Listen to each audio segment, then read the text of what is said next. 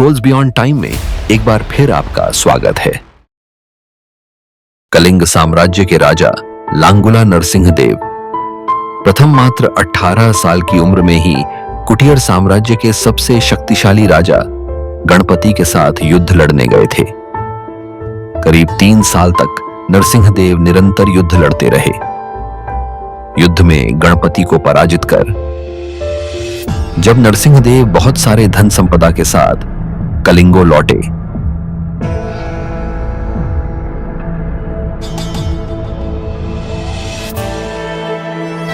तब राजमहल में उनके भव्य स्वागत की आयोजन रखी गई थी।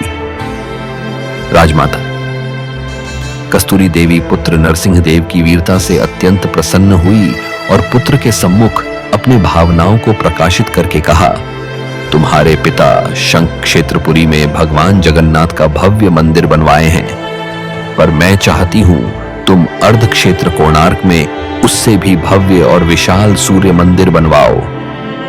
नरसिंहदेव ने माता से पूछा, सूर्य मंदिर और कोणार्क में किस लिए? माता ने पुत्र के सवालों के जवाब में कहा कि द्वापर युग में भगवान श्री कृष्ण के पुत्र सांभो बड़े ही सुंदर और सुकुमार थे। वे हमेशा नारद मुनि को परेशान करते थे। एक बार नारद जी ने उन्हें सबक सिखाने के लिए योजना की।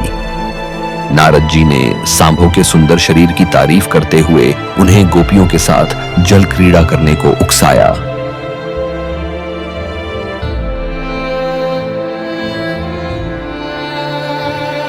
वहीं दूसरी तरफ भगवान श्री कृष्ण को जाकर कह दिया कि सांभो अपने मान समान गोपियों के साथ जल क्रीड़ा कर रहा है।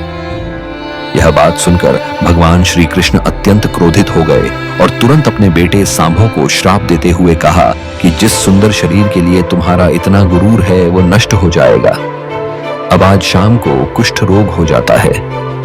सांभो राजमहल में लौट आते हैं और माता जंबवती को जब यह पता चलता है कि पिता श्री कृष्ण के श्राप की वजह से पुत्र की यह दुर्दशा हुई है, तो सभी रानियां क्रोधित हो जाती हैं। आखिर में नारद जी को बुलाया जाता है।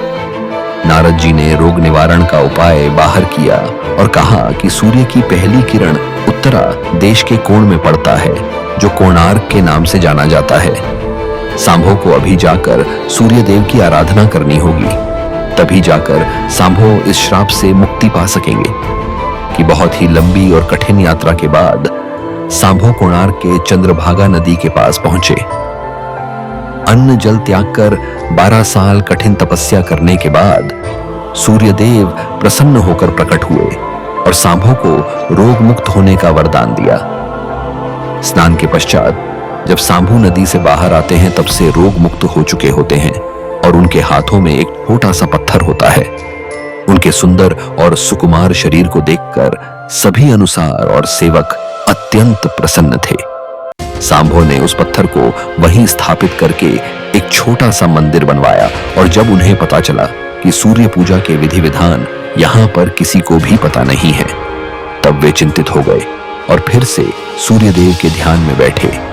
सूर्यदेव पुनः प्रकट हुए और सांभो के पूछने पर बताएं कि दूर पश्चिम के साकियो देश के मागा ब्राह्मण सूर्य पूजा की विधि विधान जानते हैं। यह बात सुनते ही साकियो देश की ओर निकल पड़े, जो आज का ईरान है। कि महीनों की लंबी यात्रा के बाद सांभो 18 मागा ब्राह्मण परिवारों को साथ लेकर कोणार्क लौटे और सूर्य मंदिर में पूजा शुरू हो जाती है।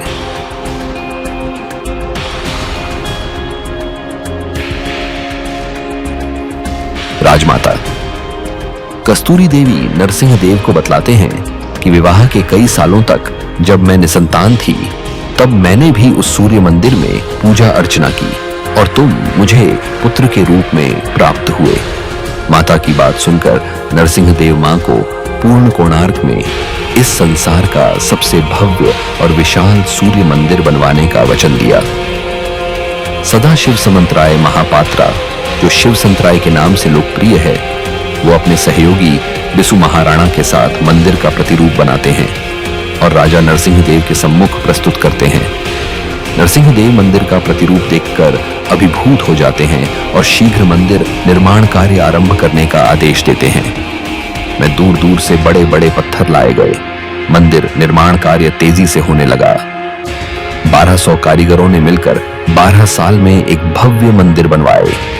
पर लाख कोशिशों के बाद भी उस विशाल मंदिर के गुंबद पर एक कलश स्थापित नहीं हो पा रहा था, जो कि इसे चुंबकीय पदार्थ से बना हुआ था।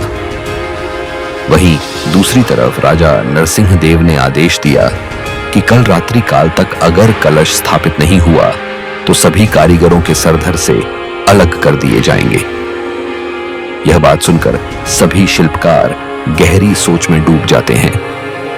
आखिर करें तो करें क्या है कि मुख्य शिल्पी विशु महारोना घर से निकलने के वक्त उनका एक बेटा हुआ था जिसका नाम था धर्मोपदो।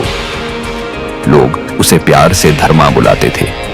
धर्मा सूर्य मंदिर के प्रतिरूप पर कलश बिठाकर प्रसन्न होता है और पिता को दिखाने के लिए मां के पास जिद करता है।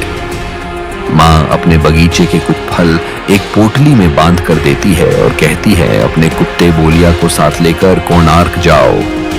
धर्मोपदो कोणार्क पहुंचता बोलिया अपने मालिक को पहचान जाता है और उनसे जाकर लिपट जाता है। धर्म अपने पिता को प्रणाम करता है और अपना परिचय देता है। सभी कारीगरों को चिंता में देखकर धर्मा इसका कारण पूछता है। कारण जानकर धर्मा अपने पिता से कहता है, आप आज्ञा देंगे तो मैं मंदिर के कुंभद पर कलश बिठा सकता हूं। शिवा संतराय धर्म पौधों को अनुमति देते हैं। धर्मा कुंभद पर चढ़ जाता है और कुछ समय के प्रयत्न के पश्चात वो कलश स्थापित करने में सफल हो जाता है। कुंभद पर कलश स्थापित होते ही सूर्यदेव की भव्य प्रतिमा चुंबक के प्रभाव से हवा में झूलने लगती है। यह देखकर सभी कारीगर बहुत खुश होते हैं, पर कुछ कारीगर इस बात का खुलकर विरोध किया और कहा कि कल जब राजा को यह पता चलेगा कि जो कमर्श कारीगर मिलकर नहीं कर पाए हैं वो काम एक 12 साल के लड़के ने कर रखा है, तो राजा हम सभी को मृत्यु दंड देंगे। यह बात सुनकर धर्मा ने सोचा, मेरी जिंदगी से ज्यादा मूल्यवान है 1200 कारीगर की जिंदगी। धर्मापद ने अपने पिता को समझाया और गुंबद पर चढ़कर नीचे समुद्र में कूद गया।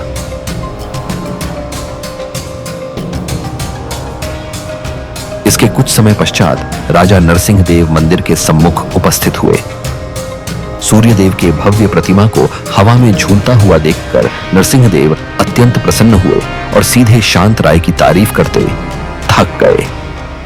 राजा नरसिंह देव ने घोषणा किया कि माघ शुक्ल सप्तमी के दिन मंदिर का प्राण प्रतिष्ठा संपन्न किया जाएगा।